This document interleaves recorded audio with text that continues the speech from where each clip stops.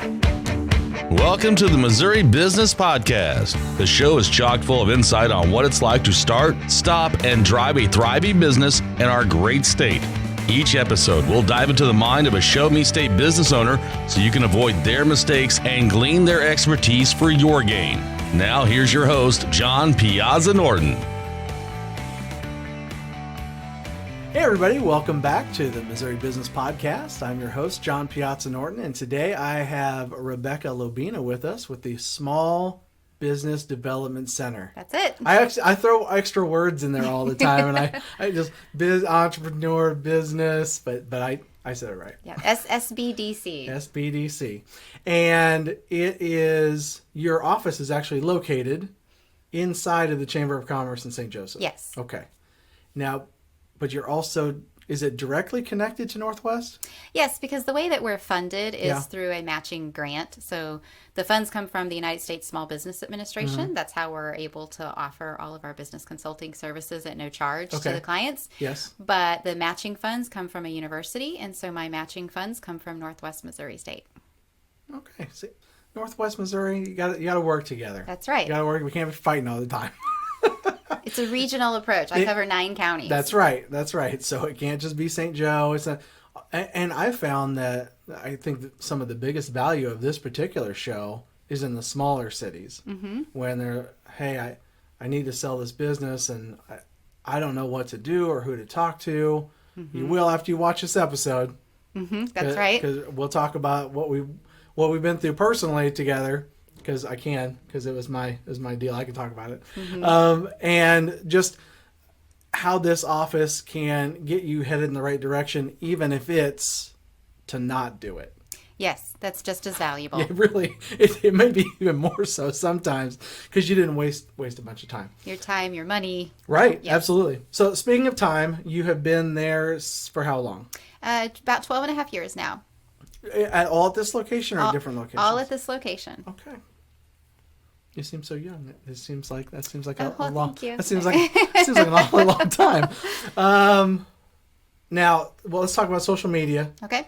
I like that you just put Facebook, but I assume there's an actual site on Facebook that you'd like to talk about for them to check out. Yes, the Missouri SBDC, or the Missouri Small Business Development Center. That's the actual Facebook site. Gotcha. For my particular office. Mm-hmm. And we also have a webpage. Northwest Missouri State University has a webpage for their SBDC services. Gotcha. And there's a newsletter and all kinds of good stuff from there. Yes. Yes. How many of these are actually in Missouri? Are there different locations around the state? There are. Actually, there's different locations across the country and all of the U.S. territories, including the Virgin Islands and Puerto Rico. Gotcha. So, yes, we have about 30 offices inside the state of Missouri. Which is all we care about. That's right, which is all the SBDC folks are around here. And since I've been with the organization for a really long time, I know all of my colleagues and what their specialties are, because one person can't know everything. No, that's for sure. Yeah. No, having people to lean on and mm-hmm. Hey, have you ever seen this? That's great, because if they come to lean on you and you don't know, that's not a very good answer. I mean, you want to be truthful at all times. Yes. Hey, I don't know that, but I will figure it out. That's right. I'm going to get back to you. We'll figure it out. Someone in my network for sure would have a specialty in something. There's people with specialties and working, I kid you not, in working with people that have pecan farms. Nice. In Missouri. I love pecans. Yeah, I love pecans too. Sure. But do I know anything about pecan farming? No. Marketing, it's a yes. Tree, right? Pecan farming, no. It's a tree? Yeah, it is. Yeah. Very good. I knew that. That's good. So people can come visit you inside the Chamber of Commerce? Yes, anytime. You don't have to be a chamber member, although being a chamber member is wonderful. That's very nice. I love my office being in there because I get access to all of the different business folks in the communities. Sure. No, that's it's a great resource inside of a great resource. Exactly. It's like well put. Those nesting dolls. Yes, yes, exactly. Start them up.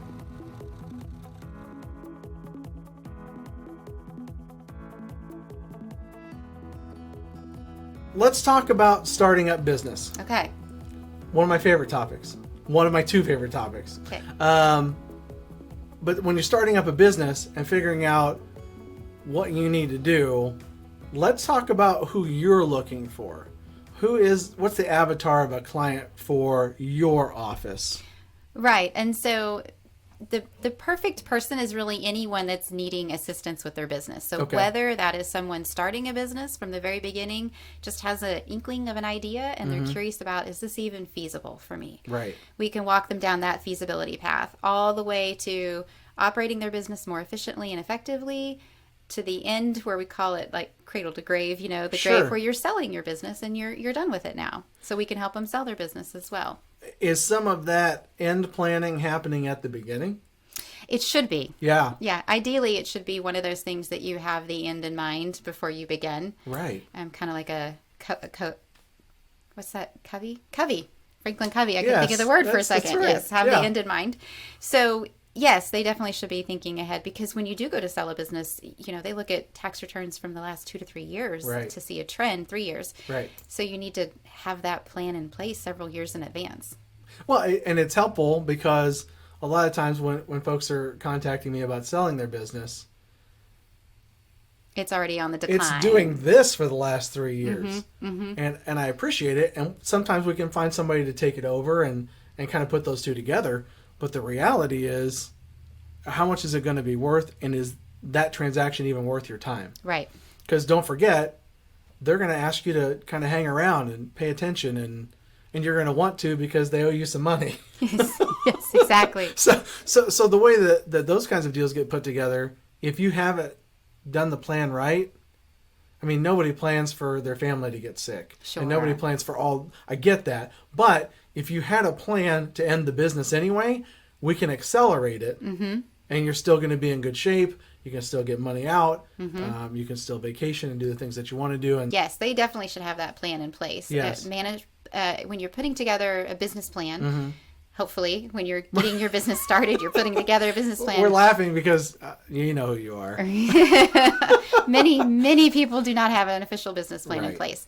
But if they do, part of that plan is the management section. Yes. And the management section talks about who is going to be in charge. And if you already have that person identified, even better, and that goes in your plan. Yeah. Now, plans can change over time and are meant to change and should change Sure. as time goes on. But for the first few years, you should have a plan, work the plan. Right. You have to have a best guess. Yes. And when you have a best guess, you end up being more fundable. That's you do. really, that's really weird. You do. Even if you don't have that actual person, like you don't have their name, Right. but you know that I need the CFO person. Right. I know that they need to have these qualities, Sure. these characteristics. So put that in your plan. This Yep. is the person I'm going to hire. They need to have this, and this. Absolutely. Have industry experience, things like that. Yep. And now, so how does somebody start to figure out if the business and what kind of plans they need to persevere? So they've got a plan.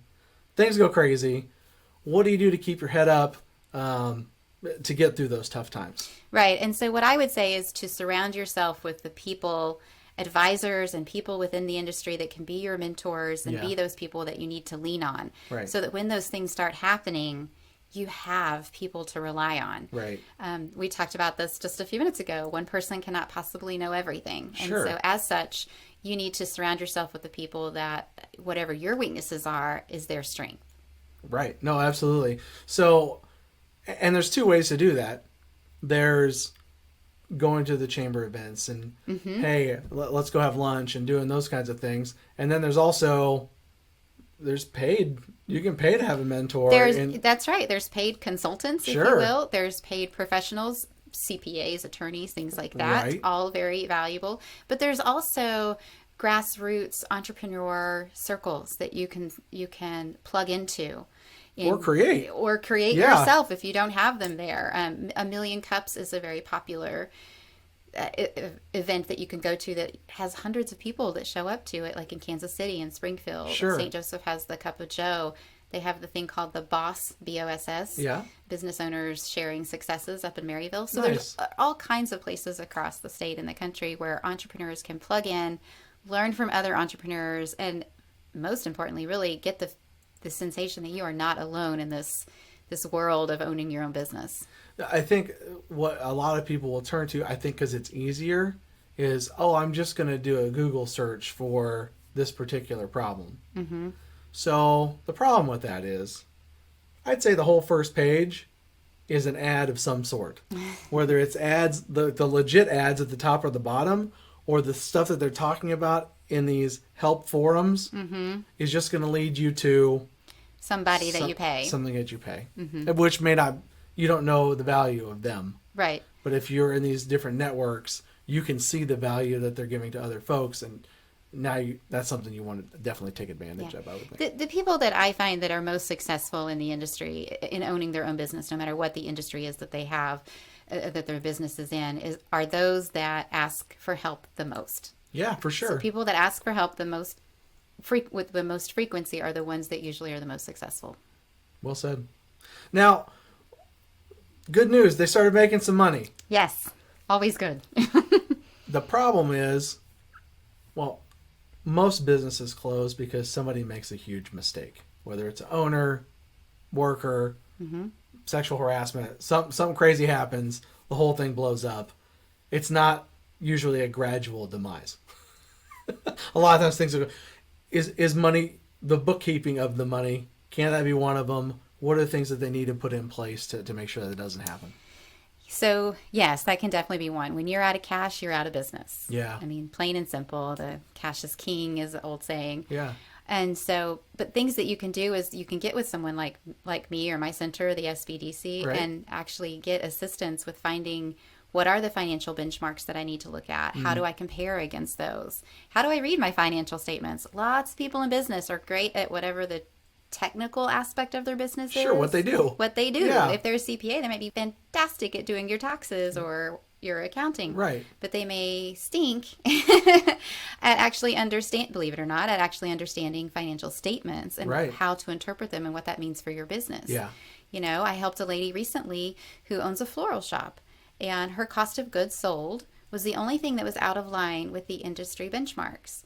It was 20% higher than the industry. Yeah. So she was in a rural area, and she was having difficulty with getting any flowers delivered to her for any type of reasonable amount that somebody in a larger area would have paid.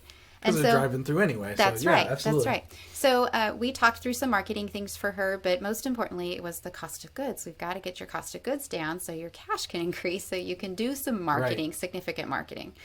So I reached out to some of my clients in other rural areas, said, who do you use? Yeah, for sure. And I told them why I was reaching out to them. Full disclosure, this person is, across the state. They're not going to be your competition. Right. So they shared, and it turns out one of those wholesalers was somebody that she actually could use. It cut her delivery cost in half, 50% in half. And they gave her a 10% discount on top of all of her deliveries too. So she came out way ahead on that. This brings me to an excellent point. You're a business owner. You get hammered with sales calls. I totally get it. I definitely do. It's okay to listen to them. Sure. You don't know how that's going to swing what you're doing. Selling IT and doing phones. I can cut people's phone bills in half. Sure. And so, we got a phone. It works. I'm good. And then you come back a year later and like, holy cow, thanks for saving me all that money. Right. And I'm not trying to be Geico or anything, but I hope you understand. Take the appointment. Let the salesperson take you to lunch. You have to eat anyway. Yes. They have budgets for that. Listen to them. There are so many things. And so understanding your financials can help identify some of those things. If your category is way higher than the industry, then you should really listen to that particular category. So whether that could be IT, it could be your merchant services, like your credit cards and how much money you're paying on your credit card fees. So many ways to save money with those things. There's definitely merchants out there that don't charge as much as others. And so there are certain things that I can look for doing a financial analysis, take that back to you and say, hey, look at this. Not only are you higher in this one, but did you notice that this is going up over the last 3 years? Is there a reason for that? And if not, this could mean XYZ. I had a client who owned a oil change, one of those quick oil changes, and his cost of goods kept going up each year. And I said, so is your wholesaler charging you more money each year? Is that just the cost of doing business? And he said, no, they haven't raised rates in several years. So what it came down to was that also can be a red flag that people are walking out the door with your product. Yep. So he actually had theft inside of his own company and didn't realize it because he didn't know what to look for on his financial statements. Yeah, for sure. So they are really truly an open book of what is going on in your company. Right. And it helps to understand them. So let's talk about your office. Okay. And your marketing. How does it... I picked this question on purpose. Okay. Because I love pimping people out. And not just because it's fun to market for other folks. I do enjoy doing it. But the office does such great work. Thank you. And mostly it's her. Tell me why marketing is so difficult for you. Okay. So essentially our hands are tied, in us being the small business development centers. Because of how we're funded through the federal government, through the SBA, we are not allowed to use our federal funds to advertise our services. Right. So those nice commercials you see on television for FEMA and for a few, for the Army or the military, that's great. Apparently the federal government is great with letting them advertise for that stuff, but for business consulting, we're not allowed to advertise. So since we have zero marketing budget. Yes. We have a big market. Huge market. Yeah, huge market. Every small business is our market. Right. But since we don't have a marketing budget, then what we have to do is everything that is free or somehow PR for us. So things like podcasts like this. Not bad. Not too bad. There's a radio program that I'm on once a month. Right. I send out news releases. Sometimes they get picked up. Sometimes they don't in the newspapers in the 9 counties that I serve. Right. Additional things that I do, I have an e-newsletter that goes out to all of my existing clients, so we can be members of different associations, business associations. Right. So since I'm a member of multiple chambers of commerce, I utilize their marketing resources. Yep. So if I have something going on, then I put it in the chambers, like Monday Morning Memo Yep. is a local one, but other chambers have very similar things, Sure. different newsletters. And of course, social media. So Yeah. wherever your particular target market is, mine happens to be on Facebook in this area of the world. So Right. that's where I'm found. Perfect. And so you can share all the stuff that you see on there. If your other buddies that you have in business that you share ideas, an excellent resource if you have questions about what's going on with your money or new game plan. She can definitely help you put that together. The Start 'em Up section of this podcast was brought to you by BusinessFireman.com. BusinessFireman.com will give you a step-by-step blueprint on how to make money online, no matter what your chosen niche. For a sales and marketing training to help you maximize your digital footprint, it only takes one fireman to get it done. Check out BusinessFireman.com today. Shut it down.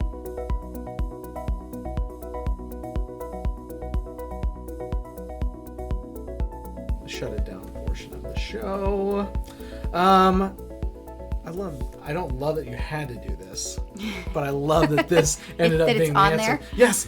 Have you ever had to shut down a business, and what happened? Yes. So, yes, I have had to close my own personal business before. I've had a few businesses, only one that I had to really shut down. Okay. And that was the one that I mentioned. So it was a web-based business. It was for parents with children under the age of 6. Yes. And so that was the entire market. So everything that was on that website had to do with activities related to kiddos like Sure. that.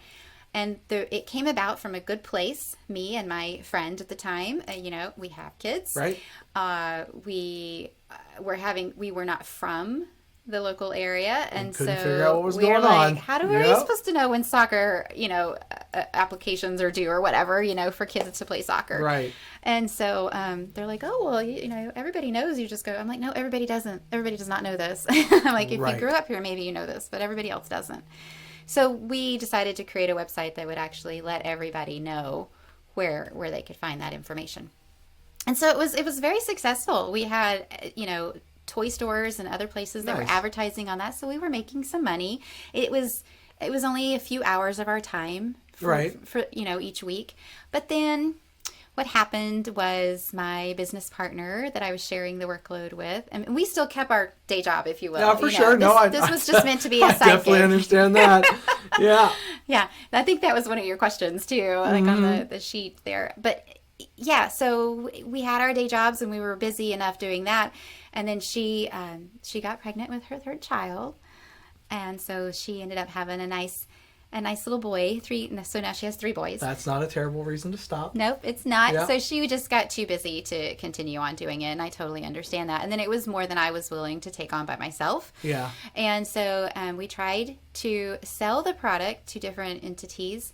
They all loved the idea of the concept and what it was doing for the community.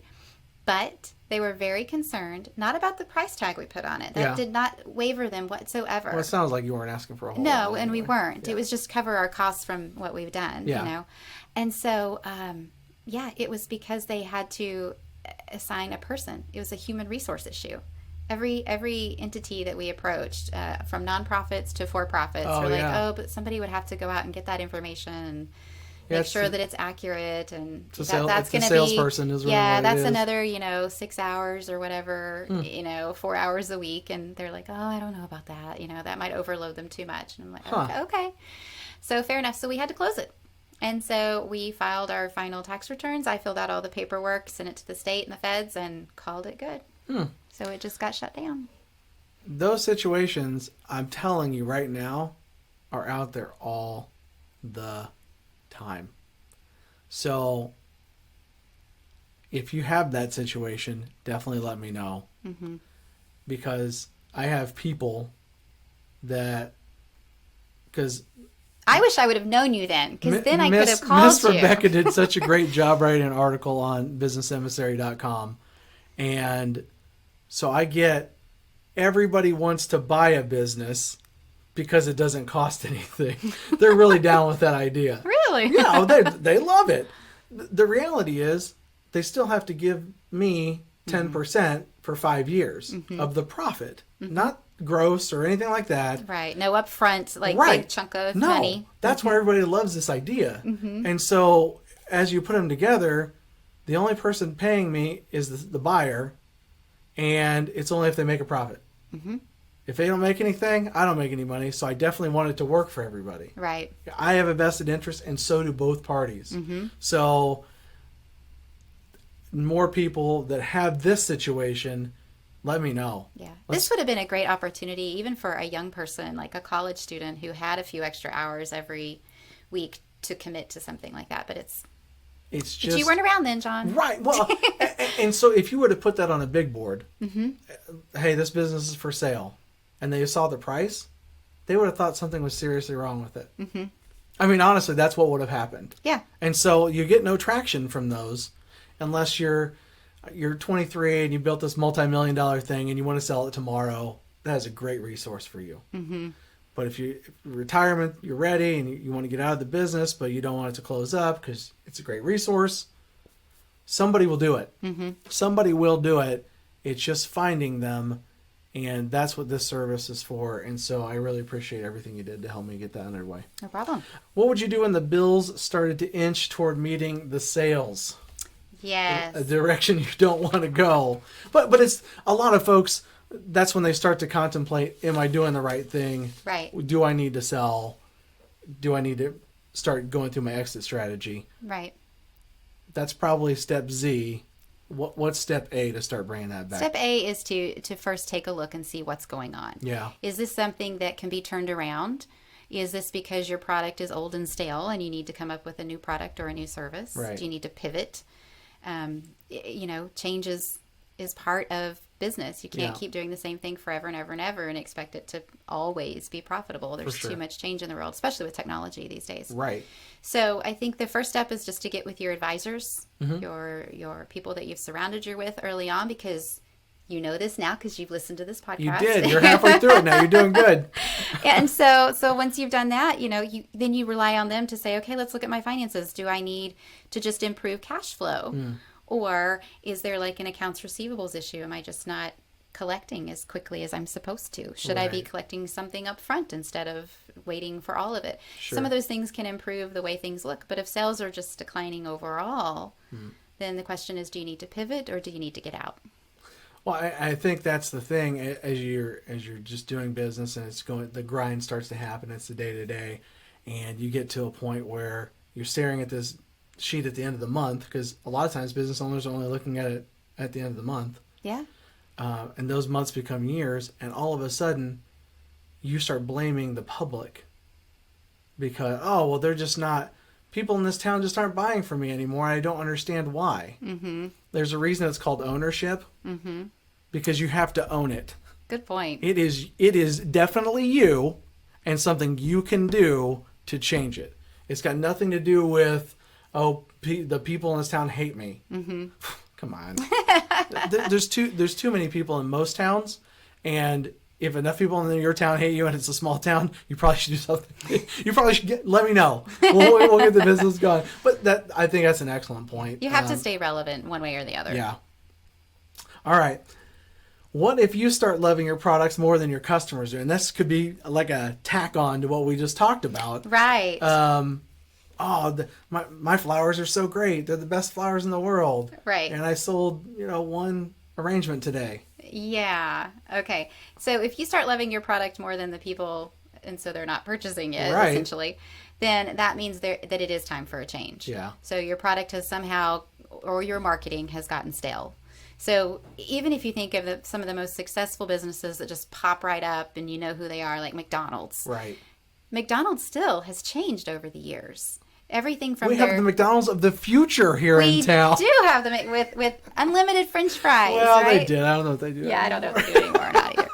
But they started it here, right? They did do that. They did do that. So even things like McDonald's, places like that, they have had to change over the years, health concerns and things like that. So what do they have in their Happy Meals now? They also offer apples and milk and juice, and it's not just pop and French fries.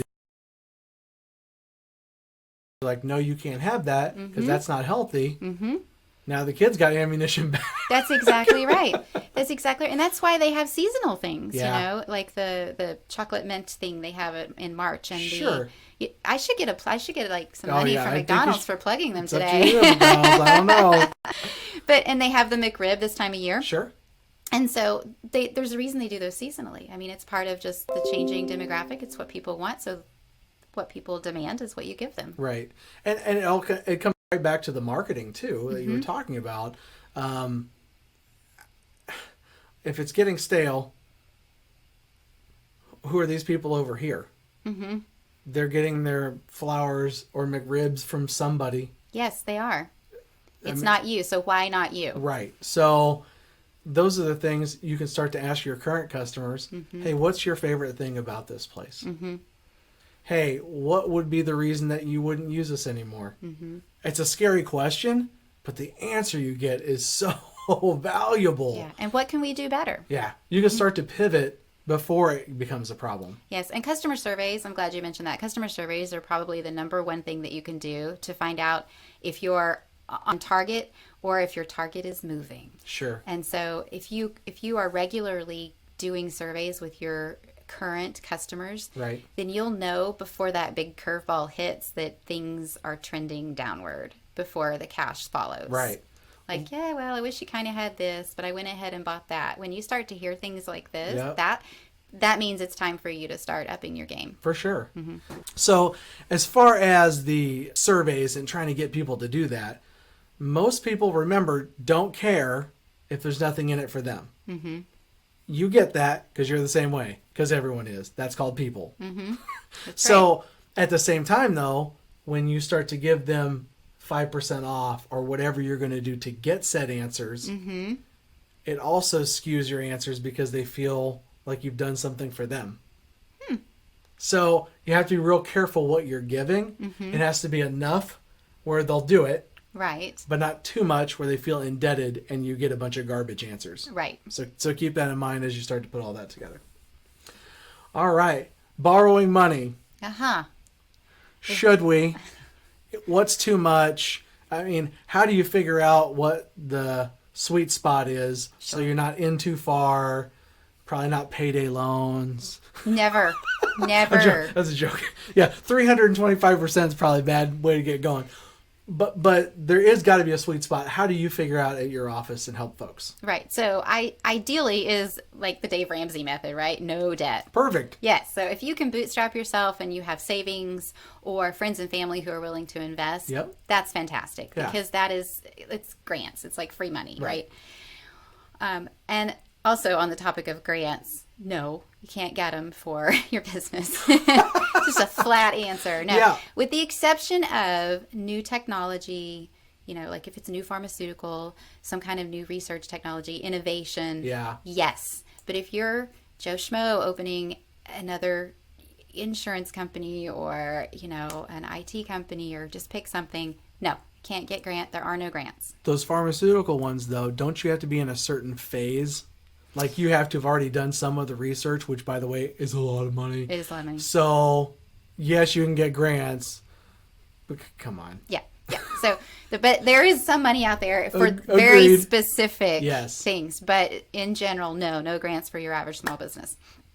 So, if you can bootstrap, great. If you can't and you need to borrow, then there's debt. There's equity borrowing, and then there's debt borrowing. So the debt financing is what you traditionally think of when you go to a bank, you try to get a loan, right? Yes. That's debt. So, but equity financing is slightly different because it's asking like angel investors to give you money, and they get equity in the business. So instead of an official payback of a loan, they have some portion, 5, 10, 15, 20% of your business. But of course, they have an ROI on that, a return on investment, that they intend to be higher than what they could probably get on the stock market. Otherwise, why bother giving you their money? Or higher than what you would have to do if you borrowed it from a bank. Yes. Much higher. Yes. So, with all that in mind, if you do need to borrow debt financing, then borrow as little as you really need. Don't go bonkers, It's kind of like a mortgage. Just because you can get X amount of dollars doesn't mean you should get X amount of dollars. You've been watching a little HGTV, I think, because these cattle farmers are borrowing $1.5 million on these houses, and I'm like, what? I know. What's happening? Yeah. I'm a teacher and a firefighter, and I'm going to buy a $750,000 home. Okay. Yep. You got like good for them. Are you a trust fund baby or something? I feel so good for them. But the reality is, most of the folks that are watching this show, I would say, aren't as good financially. Because if they're looking to just get into a business, if they wanted to buy it, they would have bought it already. So the reason that they're probably watching and listening to this is, hey, bootstrapping is great. My uncle, I asked him, he said no. So finding those opportunities where you can plug and play. Right. They're few and far between, but they are out there. And so if those are things that you're looking for, check out the website, MissouriBusinessPodcast.com. You can go to BusinessEmissary.com. You can go to the school. Missouri Western has the Center for Entrepreneurship has a page where they've got businesses for sale. Yes, they do. And that's awesome. And you can post there for no charge. You absolutely can. But keep in mind, as you're doing that, it's out there. And if you're looking to not have all your employees run away. Yeah, there are reasons to not post publicly that you're thinking of selling your business to keep it confidential. Which, by the way, Rebecca is the best at confidentiality. Yes. She won't tell me anything. I ask all people, she's like, I can't tell you that. I'm like, I know. Yeah. You're right. But the other way is owner financing. Didn't mention that one. Yeah. But a lot of times the current owner is willing to self-finance the right borrower. Correct. So, yeah. And so they essentially act as the bank, and you just pay them the payments. And generally, the interest is better. Yes. You should do some. You should build some in. Even if they're not asking for some, they're doing you a huge favor. Huge, yes. So give them more than they're asking for. Yeah. The SBDC can help you figure out like the value of your company as well, especially if you're working with an owner finance situation. Yep. And we can help put some of that information together for you. That's exactly how I sat down with Rebecca initially, was looking at a home health care place down in Springfield, and it just didn't work. It could have worked. I would have had to have fired the person that was working there and done it myself. Not only did I not want to do the work, I also didn't want to fire somebody coming in. Somebody else can do that. I don't want to do that. Right. I'm here to try to help make more jobs and keep the jobs. That was totally against what I wanted to do. But it also didn't really work financially. Right. That's another thing to keep in mind when you are looking at financing. Can you service the debt? Yeah. Can the business, the way it's currently running, can the profit that it has pay the amount that they're asking for the company, if it's a reasonable amount. Sure. So, and it also depends how much time they're going to give you to do so. True. Yeah, that payment is bigger if it's only like a 3 to 5 year timeline. But if they know it's not doing the best, and if you're in a position to run it, get those two together, that's the dream. So that's why we're here. We talked a little bit about the market being sustainable through our conversations, but as times change, as technology starts to play a bigger part, Airbnb, Uber, all these different huge dog sitting. I mean, there's all kinds of different apps. Is this ultimately sustainable to have a retail shop? Is it ultimately sustainable to even have an online business if it's not one that you're pushing the entire time? Well, how do you advise people on the different avenues that they could take? Right. So market demand is one of the things when somebody is wanting to start a business, we have to assess market demand. So I typically give people homework. Oh, nice. Yes. So we are affiliated with the university, right? Northwest. So we give, and that's why, because our job is to educate business owners. And so that's what we do. We help them understand whatever it is that they need. And so helping them to understand what the market wants and needs by giving them some homework and saying, okay, go talk to who you think your potential customers actually are. Yeah. So before you open a place, go out and say, here's what I'm going to do. Would you pay for this? Yes. Would you walk into this? Do you even care about this? Because what you might find is that they don't care, this and they idea wouldn't isn't pay. A great idea. Yes, or that's not your market at all. Yeah. But then you ask them, so what is your pain point? Yeah. Okay, so I think you're still in my market. Yep. So what is it that bothers you? Yeah. That I can fix for you? Because if you can identify your target market's pain point and solve it, it'll sell. Absolutely. No doubt about it. Well, very succinctly said. Well done.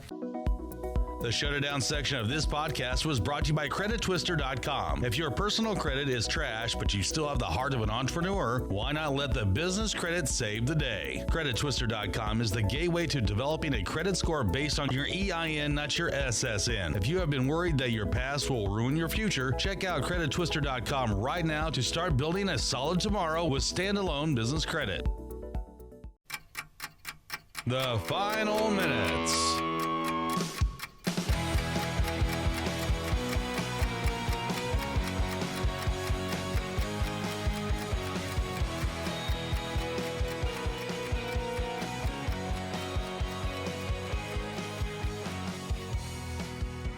Are you ready for the final minutes? I am. All right. Were you ever a member of any celebrity fan clubs? No. I have never been a member of a celebrity fan club. But if you had to be, yes. What would have been the one you would have joined? Well, in my younger years, this will tell my age, I was a big fan of Ralph Macchio. Do you remember him from The Karate Kid? Of course I remember The Karate Kid. I just thought he was the coolest for I've some only reason. seen it 400 times. I know, right? I mean, so many times. Yeah. So anytime it's on probably TV, stop life. Yeah. And I have it on video. I own it. Uh-huh. We're just going to watch it on TV. I love it. Drives the kids crazy. Yes. They hate it. I love it. We can watch it with no commercials. No, just leave it on. I just want to hear the sounds. I know. I like the music. I love the ending. And I know the tournament's coming. Yes. Everybody shut up. The tournament. All right. If you ruled your own country, who would you get to write your national anthem? That's a hard question. It is a hard question. So I would get... It really depends on the country, though, doesn't it? I would think so. Yeah. And what is it? Are you a country taking over another country? It sounds like it. Let's just say you're a princess and you get to pick your own national anthem. Oh, I'm a princess. Yeah, okay. there you go. I would have my aunt, actually. My aunt lives in Georgia. There you go. So not a famous person, but she has won some poetry competitions, and nice. has some Southern folklore short stories that have been published in different places down that way. Nice. Yeah, so I would say I would have her write it. I don't know that she's ever written a song, but she's really good at poetry. I imagine the whole family would end up living in said country at some point. Yeah. I mean, it's your country. You can do what you want. So it might as well be a family member, right? Oh, for sure. It's going to be their country to inherit. Absolutely. What was the last thing to make you feel angry? Angry? She's generally a pretty happy individual. I am pretty happy. Let's see. The last thing to make me feel angry that I am actually willing to say on the radio. That's the second point. On the recording. Are you an angry driver? I'm not an angry driver. No, me neither. I'm not.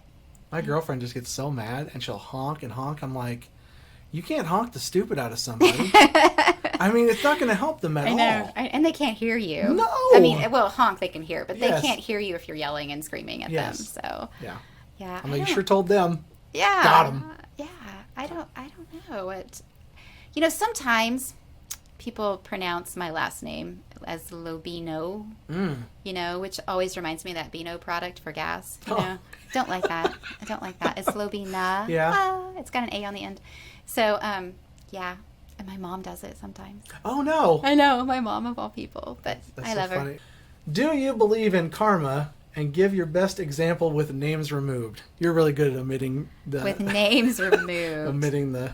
I do. The details. I like that. I do believe in karma. Yeah. In the sense that... Not in the sense that it's going to be just and like every time you do something bad comes back to you. Not in that sense.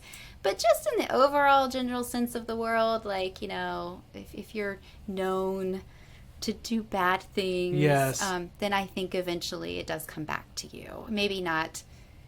tenfold on this earth, but eventually I think it comes back to you. Yeah. So an example of karma? Yeah, you got one? Well, I know a person. Yes. Who claims to do a lot of help for people and isn't necessarily as helpful as this person thinks that they are. Yes. But they're very good at touting how good they think they are. Right. And so with that in mind and removing all names and everything. Yeah, please. makes no sense whatsoever now. But I found that in the grand scheme of things over time, it's come back that other people realize, some people are really good cheerleaders and other people are really good at doing what they do. How long has your longest phone call ever been? Longest phone call you've ever been on? Longest phone call I've ever been on is with my husband. And so when we were dating, we would stay on the phone for hours and hours. I don't know exactly how long probably, but at least 3 hours one time. Yeah. I have a daughter and he has a son. Right. And so when we first started dating, we didn't stay over, at each other's homes or anything. And so we would just talk for a really long time on the phone, Very nice. Yeah. Sometimes we would even watch television on the phone. Like, hey, are you watching this? That's awesome. That's great. All right, ready for the last one? Yes. This is my favorite question I've asked the entire time I've been doing the show. Okay. If there was intro music for business meetings, like a wrestler when they head to the ring, what would your song be when you come into the ring? My song? Yep. Oh, wow. And your aunt can't write this one. No, she can't. This has to be a real song. It's a real song. Well, I really, really like the Rocky theme song. Nice. Eye of the Tiger, is that what it's called? Yes. Why would you not come into Eye of the Tiger? Yeah. I thought you were going to go Ralph Macchio. No. There's plenty of good songs in there, too. Get y'all jacked up. But the Eye of the Tiger song is just like, I always envision Rocky when I hear it. Yeah. And it's like, to me, it's a very motivating song. Oh, for sure. So I would want to motivate others. So that's the music I think I would have. when the door swings open, that'd be super good. Yeah. Very good. Always at the end of the show, we're going to let you plug the SBDC one more time. All right. And tell us where to find it on Facebook. So the Small Business Development Center is on Facebook under the name Missouri Small Business Development Center, Missouri SBDC. And I'm located in St. Joseph inside the Chamber of Commerce, and you can come in anytime. Very nice. We really appreciate you stopping by, sharing some things that maybe you didn't think you were going to be sharing, but doing it anyway. This has been the Missouri Business Podcast. My name again is John Piazza Norton, and we will see you next time. Thanks for joining us for this edition of the Missouri Business Podcast. Make sure to visit our website, MissouriBusinessPodcast.com, where you can subscribe to the show on iTunes, Spotify, or Stitcher so you get the ding when the next one is out. And if you have a question to pose on the show, just shoot us a comment on the website or like the John Piazza Norton Facebook fan page for direct access. Be sure to tune in next time when we squeeze the brain of another business leader for your benefit. Talk is cheap. I'm from Missouri. You have got to show me. See you next time.